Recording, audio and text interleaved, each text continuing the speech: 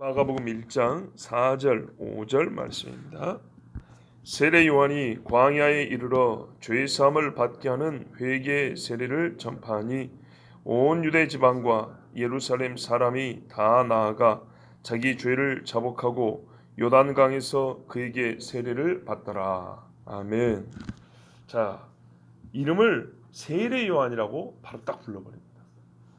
요한인데 이래이래해서 세례 요한이라고 부르게 되었다라고 마지막에 세례 요한이라고 말하지 않고 바로 세례 요한 이렇게 말합니다.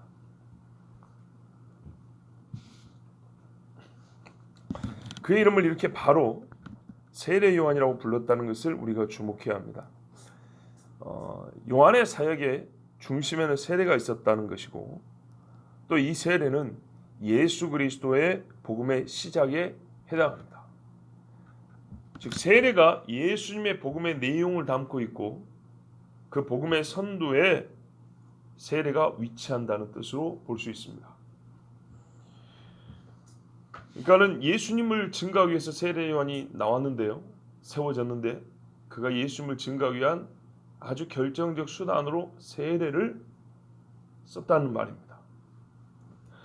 자, 요한이 세례하기 위하여 어디로 왔냐면 4절에 보시면 광야로 갔습니다. 다른 복음서에는 그가 세상에 나타날 때까지 광야에 살았다고도 말을 합니다. 그런데 세상에 나타나기 위하여 그는 광야에 가서 쉽게 말하면 기도를 했던 것이고 때가 되자 광야 그곳에서 외치기 시작했습니다. 그리고 세례를 주었습니다. 죄 사함을 받게 하는 회개의 세례를 전파하니 이게 요한의 사역의 요약입니다. 요한이 준 세례는 무슨 세례라고요? 죄 사함을 받게 하는 회개의 세례. 그럼 여러분 죄 사함을 받게 하는 이 말이 회개에 속합니까? 세례에 속합니까? 자, 죄 사함을 받게 하는 회개의 세례 그랬습니다. 세례 앞에 두 개가 있어요. 죄 사함을 받게 하는 회개. 그럼 죄 사함의 소속은 어딜까요? 어디하고 연결될까요? 회개입니까? 세례입니까? 회개인 것 같죠? 만일에 그렇지 않다고 한번 볼까요? 죄 사함을 받게 하는 세례이기 때문에 죄 사함을 받게 하는 세례. 그래서 이거를 다른 말로 회개의 세례 이렇게 붙였다 치더라도 회개를 건너뛰어서 죄의 사함을 받게 하는 세례이기 때문에 이런 세례를 뭐라 하냐 할 때 이런 걸 회개의 세례라 그래.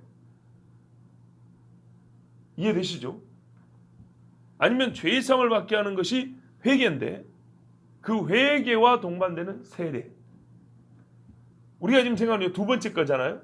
근데 그렇다고 첫 번째 거라고 보더라도 죄의 사함을 받게 하는 세례이기 때문에 이런 세례를 뭐라고 다르게 보냐면 회개의 세례라 그래. 그런다 할지라도 죄의 사함은 회개랑 연결됩니다. 그렇죠? 죄의 사함이라는 특징을 다르게 바꾸면 회개라고 부른다. 이렇게 말이 되지 않습니까? 그렇기 때문에 죄의 사함을 받게 하는 회개의 세례는 죄의 사함과 회개의 상관성을 우리에게 강조해 주면서 세례를 주었다. 이렇게 말하는 겁니다. 다시요. 죄의 사함을 받게 하는 세례이기 때문에 회개의 세례라는 고유한 명칭을 붙였을지라도 죄의 사함과 회개의 상관관계는 전혀 달라지지 않고 항상 확인됩니다. 이러나 저러나 죄의 사함과 회개가 상관이 있기 때문에 죄의 사함을 받게 하는 회개의 세례다. 이렇게 말하는 겁니다. 자, 새벽부터 이 말장난 같지만은 그게 아닙니다.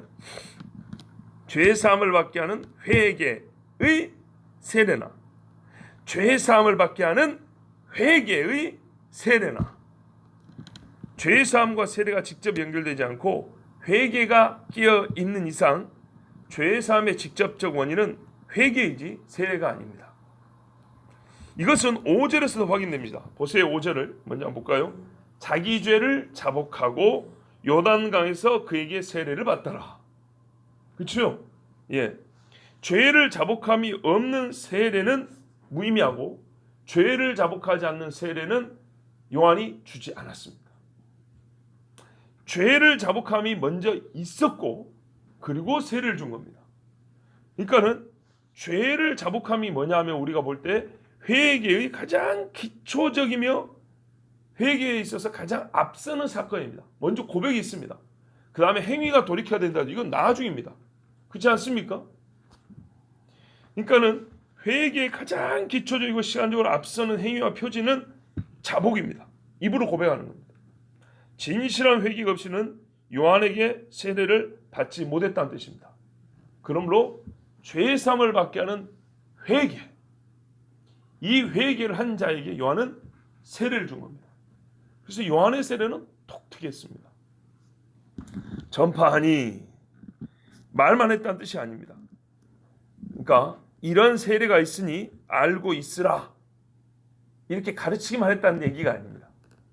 분명히 요한은 이 세례를 주는 행위를 통해서 이와 같은 특별한 세례를 전파한 겁니다.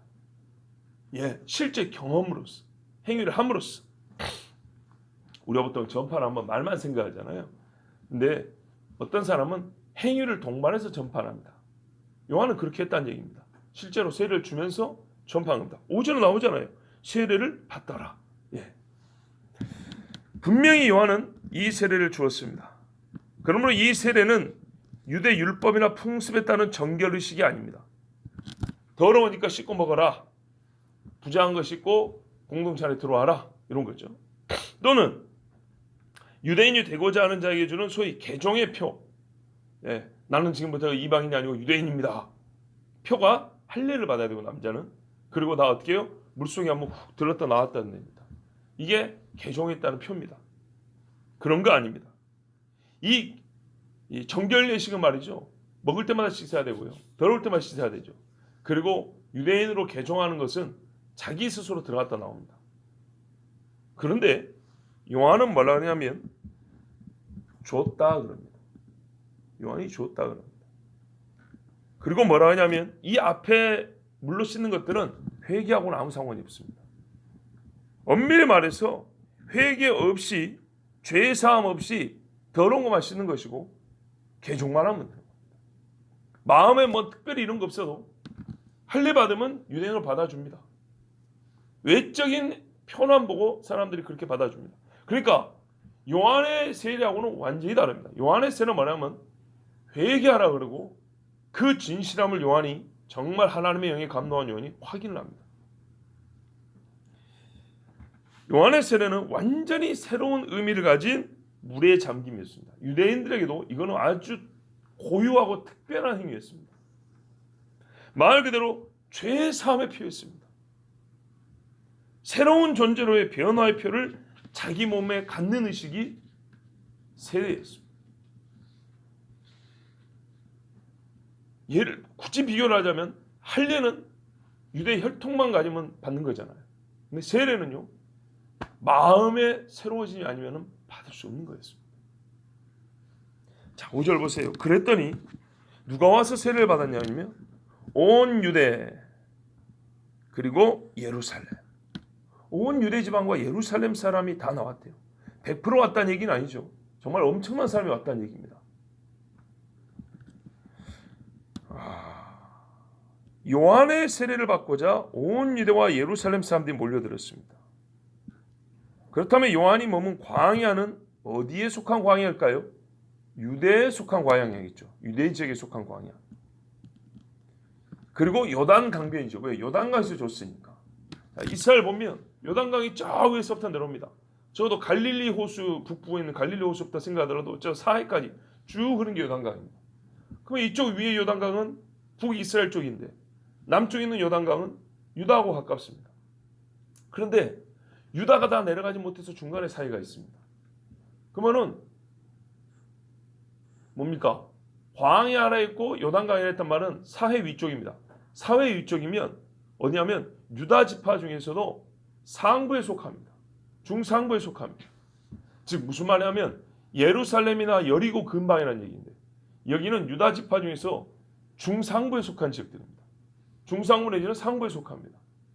그리고 중간 밑으로 나오면 이제 요단강 없습니다. 사해로 끝나버리니까. 그러면 이 요한이 어디서 세를 주냐면 우리가 말하기로 이렇게 여리고 근방 있는 요단강. 곧 어디입니까? 옛날에 여호수아가 건넜던데, 엘리야가 승천했던데, 요 요단강변에서 요한이 세를 준 겁니다. 요즘에 가면은 거기가 요르단하고 이스라엘하고 이렇게 접경한 그런 요단강변이라고 그러죠. 마치 이스라엘 사람들이 출애굽에서 약속의 땅으로 돌아오는 그 요단강을 건넌 것처럼 바로 그 자리에서 이스라엘 백성의 새 출애굽이라 할까요? 하나님 앞에 새로운 백성으로 되는 그 표를 스웨르 요한은 바로 그 자리에서 주었던 겁니다. 어떤 의미에서는 본인의 사역이 모세나 여호수아 또는 엘리야의 사역과 같다는 것을 보여주는 표이면서 동일한 맥락적 의미를 가집니다. 새롭게 되어 저 광야에서 떠도는 사람이 아니라 애굽에 머물러 있는 사람이 아니라 새롭게 되어 아버지의 약속의 땅에 들어 안식을 얻는 자들. 안식은 어떻게 했죠? 죄가 없어서 하나님과 원수 관계가 끊어져야 되죠. 바로 그 자리에서 요단강 건넌 그 자리에서 요한은 세례를 준 겁니다. 자기 죄를 자복하고 요단강에서 그에게 세례를 받더라. 이 말씀은요 정말 큰 의미를 갖고 있습니다. 생각해 보십시오. 요한이 사람들의 머리에 물을 얹습니다. 그리고 본인이 그 머리를 짚고 물속으로 집어넣었다가 일으킵니다. 요한이 사람들을 앉히고 일으킵니다. 이 행위가 얼마나 특별한지 봐보세요. 사람들이 자기 힘으로 스스로 앉고 일어섬으로 끝나는 의식이 아니라 요한이 앉게 하고 일으킴으로 세례가 주어지는 겁니다. 그래서 그 사람들은 받는 겁니다. 요즘에는 그걸 약식으로 하니까 목사가 물로 이렇게 머리에 얹잖아요, 뿌리면서. 근데 요한이 실제로 앉혀서 이렇게 내린다고, 그리고 올린다고. 도대체 그럼 요한은 누구이기에 이런 권위를 갖고 있단 말입니까? 사람을 새롭게 하고 지가 뭔데 앉히고 일으켜서 당신은 깨끗하게 됐다 이렇게 말할 수 있습니까? 무슨 권위로? 그는 제사장 가문의 아들이지만 대제사장이나 제사장 아닙니다. 메시아도 아닙니다. 그렇죠? 근데 엄청난 권위입니다. 그러니까 당신이 메시아냐고 물어본 거 아닙니까? 그렇다면 사람들이 자복한 죄 고백을 듣는 자는 누구고 그들에게 세례를 줄 권한을 요한은 어디로부터 받았다는 말입니까? 물론 죄 고백을 요한이 귀로 듣긴 했지만 그건 하나님께 한 것이죠. 그러면 그 세례를 그거를 인정하고 세례를 주는 요한, 그걸 인정하고 세례를 주는 권위는 어디서 받은 겁니까? 바로 예수님도 이 문제를 제기했습니다. 사람들에게 예수님 앞에 권위를 묻는 자들에게 예수님은 거꾸로 물어봤습니다. 요한의 세례가 하늘로부터냐 사람으로부터냐? 내게 대답하라. 이게 진짜로 사실 첨예한 문제였기 때문입니다. 사람들이 예수님을 공개한 사람들이 사람으로부터라면 보통 사람들이 선지자로 생각하고 세례를 받았는데 또 하늘로부터라 하면 그럼 누구는 왜 안 믿고 안 하느냐? 세례 안 받았냐? 하나님으로부터 받은 은혜를 지금 니들이 하나님 생각하고 나하고 지금 싸우는데 자기 모순이죠. 그러니까 우리는 모르겠어 이렇게 말을 해버렸죠. 여기에 중요한 단서가 있습니다. 사람들이 뭐라 하면 선지자로 여겼답니다. 근데 어떤 선지자가 되냐면 참 선지자. 선지자 중에 왔다. 아니면 모세가 연한 그 선지자. 그러니까는 일반 선지자보다는 급이 높은 마치 진짜 여호와의 사자 내지는 메시아가 아닌가라고 생각할 정도로 메시아급의 선지자로 봤다는 겁니다. 보십시오. 예수님 보고도 뭐라 하니까 사람들이 그리스도 메시아입니다 라고 직접 이렇게 말하는 사람이 있는가 하면 선지자입니다 이게 대세라고 그랬잖아요. 그죠? 성경을 잘 모르는 사람들은 예수님을 보고 엘리야나 모세 같은 선지자라 하나이다. 그러니까 예수님이 이게 맞지 않으니까 그럼 너희는 나를 누구로 하느냐? 그러니까 그리스도 메시아입니다. 그렇지. 하나님의 아들이십니다. 그렇지. 네가 복이 있다. 이를 내게 알기는 육신이 아니요 하늘이신 아버지다. 이렇게 말했습니다. 그러면 적어도 요한이 가진 권위는 메시아는 아니죠. 우리가 알거니와 그때 당시 사람들의 말이 얼추 맞았습니다. 선지자입니다. 예수님 말씀하신 선지자보다 더 큰 자라고 그랬습니다. 하여튼 선지자입니다. 그러면 선지자는 세례 줄 권위가 있나요? 그렇다고 봐야죠. 자, 일단 예수님이 이런 사람들에게 요한이 누구냐는 질문.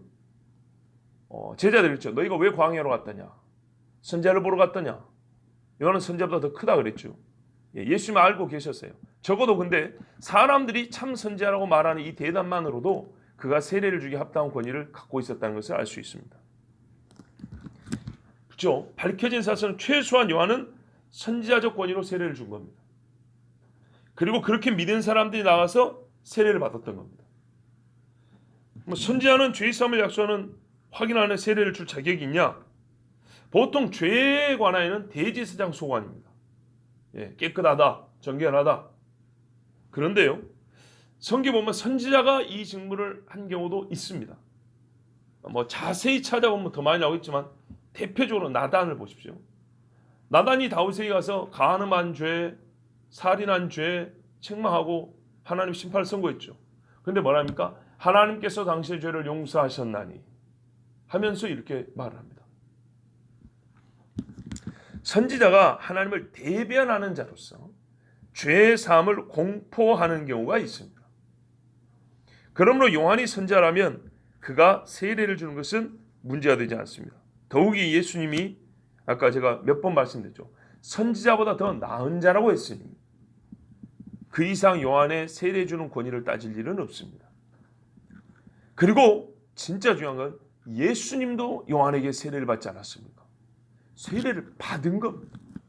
그러니까 요한이 감기에 무량하여 제가 어떻게 당신에게 세례를 준단 말입니까? 그렇죠? 신발끈도 내가 풀 수 없는 당신을 내가 어떻게 머리에 손 놓고 세례를 준단 말입니까? 이렇게 말했던 겁니다. 그런데 예수님이 뭐라고요? 이렇게 하여 하나님의 의를 이루는 것이 마땅하니라. 이러면서 요한에게 세례를 받았어요. 예수님이. 자, 그러므로 요한은 세례 줄 자격과 권위가 있습니다. 한 가지 궁금한 거는 왜 요한이 그러면 지역을 좀 옮겨가면서 요단강 따라 쭉 위로 올라갔다가 내려갔다 하면서 여러 사람들이 세례를 주면 좋은데 이렇게 중요한 세례니까요. 그런데 왜 오르락 내리락 하지 않고 유대 광야에서만 유대에 인접한 강에서만 세례를 줬을까요? 우리는 성경을 기억하죠. 구원이 유대인에게서 남이니라. 먼저는 유대인이요 다음은 헬라인이로다. 성경에 다윗의 집이 먼저 회개한다고 되어 있습니다. 스가랴 12장 10절에 내가 다윗의 집과 예루살렘 주민에게 은총과 간구하는 심령을 부어주리니. 이건 주님 다시 오실 때도 마찬가지입니다. 그들이 그 찌른 바 그를 바라보고 그를 위하여 애통하기를 독자를 위하여 애통하듯 하며 그를 위하여 통고하기를 장자를 위하여 통고하듯 하리로다. 예나 지금이나 처음이나 마지막이나 예수님을 볼 자들은요 애통해야 돼요. 어제 가난한 자 들으셨죠? 근데 그 은혜를 누구에게 먼저 준다고요? 예수님이 태어난 그 집 다윗의 집에 먼저 은혜를 준다 그랬어요. 그래서 유대 사람들이 먼저 세례를 받게 한 겁니다. 자, 우리가 이제 이 본문 말씀을 통해서 조금 더 깊이 볼 수 있고 고찰해 봐야 될 주제가 몇 가지 있습니다. 첫 번째는 뭐냐? 요한은 죄의 사함을 받게 하는 회개의 세례를 전파하면서 항상 회개에 합당한 열매를 맺으라 외쳤다는 겁니다. 우리 마가복음에는 좀 간단히 기록이 되어 있어 이 부분이 기록이 되지 않아서 제가 지금 더하여 전합니다. 요한은 항상 회개에 합당한 열매를 맺어라. 그렇지 않으면 회개는 무익하고 거짓말이다 그랬습니다. 마태복음 3장 8절에 똑같이 사복음서가 똑같이 다 요한 이야기한다 그랬죠. 뭐라냐면 그러므로 회개에 합당한 열매를 맺고, 누가복음 3장 8절에도 그러므로 회개에 합당한 열매를 맺고 속으로 아브라함이 우리 조상이라 말하지 말라. 내가 너희에게 이르노니 하나님이 능히 이 돌들로도 아브라함의 자손이 되게 하시리라 그랬습니다. 사도 바울도 자기가 한 사역에 대하여 재판정에서 여러 번 변론할 기회가 있었습니다. 그때 중요한 재판 과정에서 뭐라고 말했냐면 회개에 합당한 일을 하라, 이렇게 설교한 것이 자기의 주 사역이었다고 말을 합니다. 그래서 이 말 때문에 사람들이 나를 죽이려 했습니다, 이렇게 말합니다. 사도행전 26장 20절에 보면 먼저 다메섹과, 자, 예수님 만나고 다메섹 먼저 갔죠. 가던 길이었으니까. 그 다음에 예루살렘에 있는 사람과 유대의 온 땅과 이방인에게까지.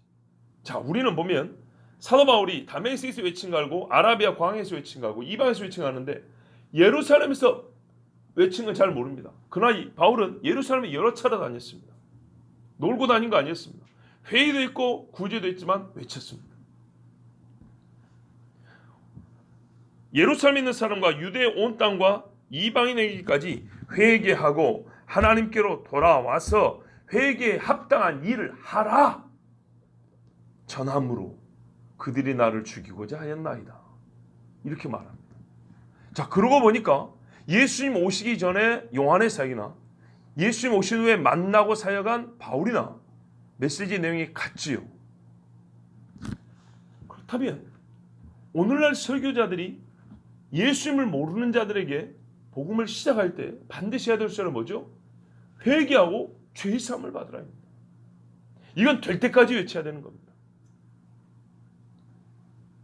회개에 합당한 열매란 복음 전함에 있어서 필수 요소였고 복음을 수용하고 믿는 자들에게 나타나야 할 필수적인 표였습니다.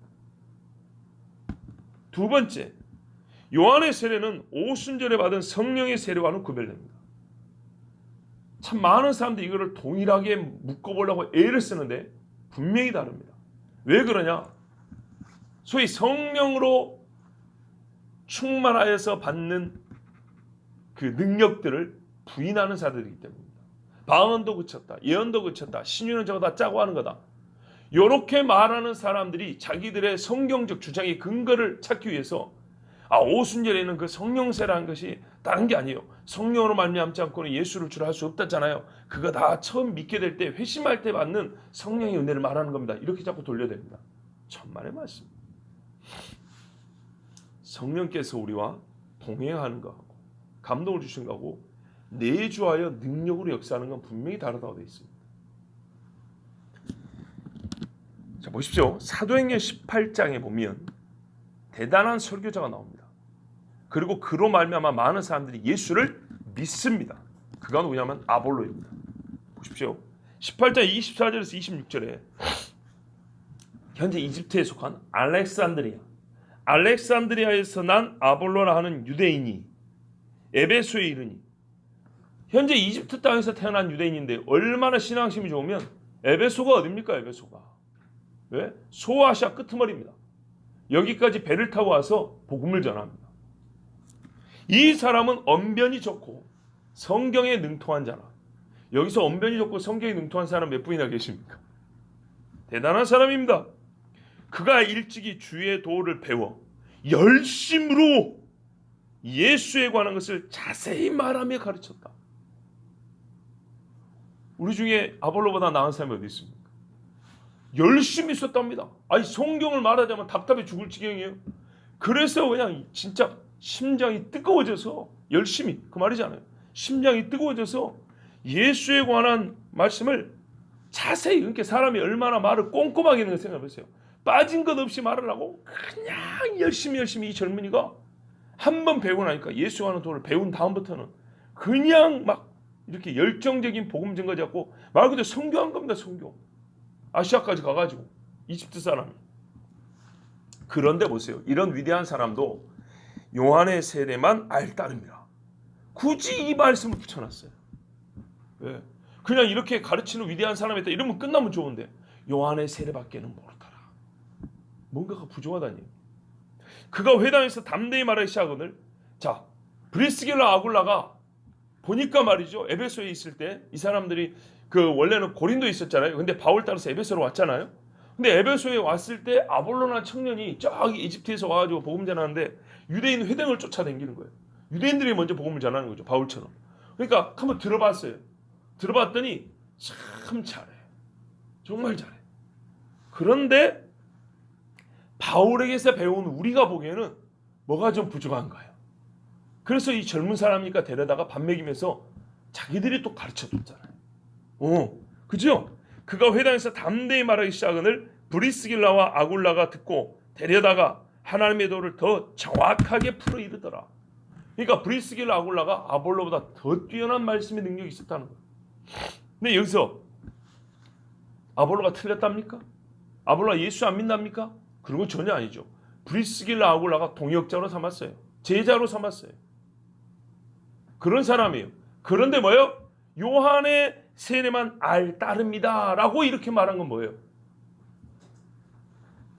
즉 회심하고 주님을 증거하긴 하는데 그 이후에 하나님의 은혜가 하나 더 있는데, 은사가 더 있는데 그거는 못 받았다는 얘기지, 이 사람이 예수를 안 믿는다는 얘기는 아니잖아요. 그죠? 그 다음에 또 보세요. 아볼로가 있어 끝난 게 아니라 이제 고린도에 갔어요. 19장에 보면 아볼로가 고린도에 있을 때에 바울이 윗지방으로 다녀 에베소에 와서 어떤 제자들을 만나. 19장 1절에서 7절인데요. 자, 이르되 너희가 믿을 때 성령을 받았느냐? 이렇게 말했어요. 바울이 물어봅니다. 믿을 때, 믿는 사람이에요. 제자들이니까. 믿는 자들이 뭐냐면 너희가 믿기는 하는데 믿으면서 성령을 받았느냐? 이렇게 물어보니까 이르되 아니라 우리는 성령이 계심도 듣지 못하였노라. 예수를 믿는데 분명히 뭐예요? 성령으로 역사하지 않으면 예수 믿는다고 고백할 수 없죠. 자기들 안에 지금 성령이 역사하세요. 그래서 예수 믿게 됐어요. 그런데 지식으로는 듣지 못했어요. 직접 듣지는 못했어요. 우리가 모르고도 하나님 역사합니다. 그러니까 바울이 그래 예수만 믿으면 됐지 뭐 이래 안 합니다. 그 다음에 뭐냐면 바울이 이르되 그러면 너희가 무슨 세례를 받았느냐? 당장 해보세요.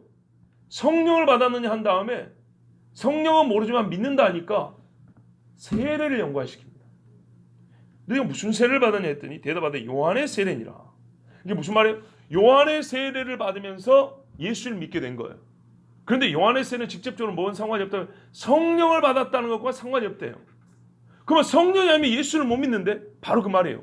예수를 믿게 될 때 성령이 역사하는 것하고는 다르게 성령을 받았다.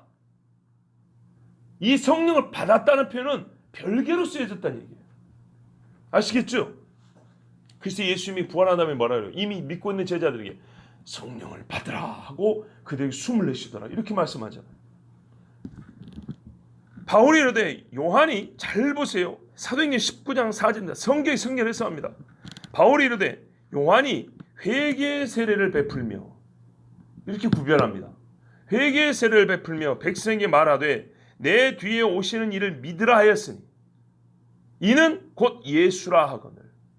이게 요한의 세례는 회개의 세례였고 예수를 믿는 것과 직접 연관이 됩니다. 그런데 요한이 뭐라 했어요? 내 뒤에 오시는 분은 불로 세례를 준다라고 또 얘기를 했어요. 이게 바로 성령을 얘기한 겁니다. 그래서 예수님이 뭐라 그래요? 너희 배에서 생수할 때 이는 곳 내리실 성령을 가리킵니다. 요한복음이 그리 되어 있고 예수님이 부활한 다음에 뭐라 그래요? 부활할 때를 예고하면서 성령이 내게 임할 거라고 말씀했고 부활한 다음에 성령을 받으라 그랬고 오순절에 성령이 직접 내렸고 별개의 사건이죠. 예수를 믿으니까 120명 기도한 거 아닙니까? 기도할 때 성령이 내렸다 이 말입니다. 그들이 듣고 주 예수의 이름으로 세례를 받으니 바울이 그들에게 안수하며 성령이 그들에게 임하심으로 방언도 하고 예언도 하니 모두 12사람쯤 되니라. 구별이 되어 있죠? 그렇습니다. 분명한 사실은 바울이 성령에 대한 지식과 성령 받음을 세례와 연결시키고 있다는 것입니다. 그리고 요한의 세례와 이것을 다르게 구별한다는 겁니다. 여기서 진짜 중요한 사실이 하나 발견됐죠? 바울이 뭐라고 그랬다고요? 요한이 회개의 세례를 베풀며 백성에게 말하되 내 뒤에 오시는 이를 믿으라 하였으니 오늘 마가복음은 짧게 기록되어 있기 때문에 제가 지금 요한의 사역에 대해서 더 깊이 여러분의 말씀 전하는 겁니다. 요한이 회개의 세례를 베풀며 백성이 말하되 내 뒤에 오시는 이를 믿으라 하였으니 곧 예수라. 이는 곧 예수라. 자, 회개는 아까 보세요. 자기의 죄를 고백하는 것부터 시작했다 그랬어요. 근데 요한은 어디까지 갔냐? 회개를 어디까지 끌고 갔다고요? 예수 믿음으로까지 끌고 갔어요. 그렇죠? 회개의 세례를 베풀면서 이 세례 받는 놈들아 뭐라고 했다고요? 내 뒤에 오시는 분을 믿으라. 예수라 이렇게 말했다는 거예요. 이러면서 세례를 줬다는 거예요. 회개 세례는 자기 죄를 그냥 잘못했습니다, 용서해 주세요로 끝나서는 안 됩니다. 내 죄를 대신 짊어질 대속자에 대한 믿음이 동반되어야 한다는 것이 분명히 확인되는 사실입니다. 죄 용서는 하나님의 크신 사랑에만 바탕을 두지 않습니다. 만일 사랑에만 근거한다면 용서를 구함에 따라 죄는 바로 사라질 겁니다.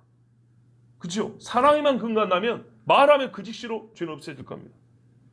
그렇지만 죄 사함은 공의로운 심판에도 근거하기 때문에 반드시 죄의 갚음이 있어야 합니다. 이를 위하여 불완전함에 스스로 죄인인 인간은 반드시 대속제물이 필요하며 하나님은 그의 독생자 예수를 유일한 대속제물로 우리에게 주셨습니다. 즉 나의 죄의 사함은 대속주의 죽음이라는 사실이 전제되어야 하고 그 대속주의 대속 죽음을 믿어야 죄의 사함이 완성이 되는 겁니다. 그래서 세례 요한은 말로 죄를 고백하는 회개로부터 그리스도를 믿음에 이르기까지 죄의 사함의 필수 조건을 전파했습니다. 이 말을 듣고 믿는 자들에게는 그 죄의 사함의 표로 세례를 주었습니다. 물론 시간적으로는 예수님이 오시기 전에 한 말이었기 때문에 구약 시대에 살았던 사람들 같이 오리라한 메시아 예수에 대한 믿음을 명하면서 줄 수밖에 없었습니다. 시간적으로는 요한이 먼저 왔기 때문에. 무슨 말씀인지 아시겠죠? 그래서 자기에게 세례받은 자들에게 뭐라면 내 뒤에 오시는 이가 있다, 그분을 믿어야 한다고 그러면서 세례를 줬다는 거예요. 그리고 막상 그분을 만나니까 어떻게 했죠? 보라, 저분이다, 이렇게 말을 했습니다. 자, 듣기에는 은혜가 되는데 또 시간이 좀 가니까 피곤해서 이제 귀에 안 들리죠. 참 새벽 설교는 이래서 어렵습니다. 그 본문을 전할 이야기는 정말 많은데 시간이 어느 정도 가면 여러분이 이 눈이 감긴다는 걸 제가 다 알거든요. 조금만 힘을 내보십시오. 자, 우리는 본문에서 가장 먼저 생각해 보았어야 될 주제를 이제 마주쳤습니다. 그게 뭐냐면 왜? 알겠어. 이제 요한의 세례가 뭔지 알겠어. 알겠는데 이런 세례라면 이런 급진적인 의미를 가진, 유대인들에게는 정말 급진적이잖아요. 보이지도 않는 메시아를 믿어야 된다고, 그 믿는 것과 죄의 삶을 연결시키는 이런 세례, 그죠? 정말 어렵지 않습니까? 놀랍지 않습니까? 유대인들 지도자는 그래서 요한을 잡아 죽이려 했잖아요. 그런 세례를 왜 받으러 왔냐 이 말이죠. 왜 유대인들과 예루살렘 사람들이 이런 세례를 왜 받으러 왔냐고요. 이 현대인들도 이런 세례라니, 설교도 듣기 싫어하는데 이런 설교를 들으면서 세례를 받으러 왜 나왔냐 이 말이죠. 답이 뭔지 아십니까? 바로 그런 설교요, 그런 세례였기 때문에 받으러 온 겁니다. 그래서 듣는 자와 세례받는 자가 복이 있다는 것입니다. 요한의 이 급하고 극단적인 요구에도 불구하고 유대인들이 광야에 있는 요한에게, 광야에까지, 제가 늘 말씀하죠, 애기 얹고 하루 벌어 하루 먹는 사람들이 이런 수고를 아끼지 않고 왜 광야에 와서 요한에게 세례를 받았을까? 그 이유는 진짜 말 그대로 그 이전에 들어보지 못한 소리였고, 누구보다 극단적으로 양심을 두들겨 패는 극단적인 내용으로 우리를 두렵게 하고 우리의 마음을 크게 울리는 말을 요한이 했기 때문입니다. 다시 말하면요, 저렇게 힘든 설교를 하는데 왜 나갑니까 할 때 나간 사람들은 그런 설교니까요, 이렇게 온다 이 말입니다. 아니, 요한에게 왜 갑니까?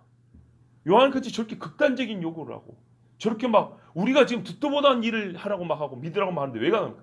바로 그러니까요. 사실 이게 답입니다. 아니, 요한에게 뭘 뜯어 먹으려고 갔겠습니까? 생각을 해보시오. 그것 때문에 간 거지. 그래서 예수님이 했잖아. 너희가 왜 광야에 갔다냐? 옷수월 긴 사람 보러 갔다냐? 높은 사람 보러 갔다냐? 아니지 않냐? 바로 광야에 외치는 자의 소리니까 그래서 간 거 아니냐? 그겁니다. 사람들이 요한에게 간 증거를 비롯하여 오늘 말씀을 다시 한번 전반적으로 확장하는 말씀이 있습니다. 우리가 예전에 들었던 마태복음 함께 잠깐 한번 보시겠습니까? 마태복음 3장 1절에서 10절 말씀 한번 보십시오. 신약의 앞부분이죠. 마태복음 3장 1절에서 10절 보면 사람들이 왜 요한에게 갔는가? 그리고 오늘 말씀 요한의 사역을 전반적으로 조금 더 자세하게 기록한 말씀, 이 말씀 읽고 요한의 사역을 정리하고 마칩니다.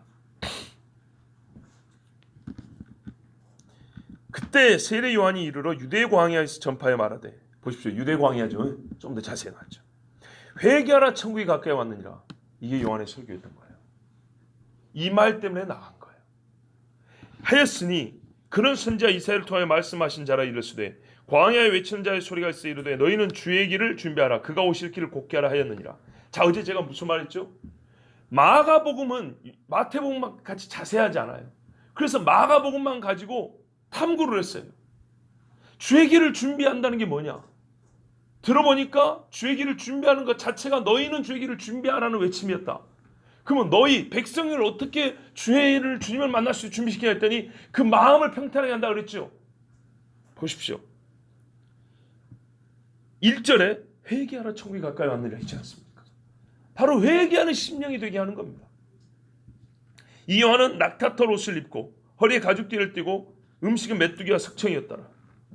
이때에 바로 이러면서 있는데, 이렇게 설교하고 있는데, 회개하라고 외치고 있는데, 예루살렘과 온 유대와 요단강 사방에서 다 그에게 나와.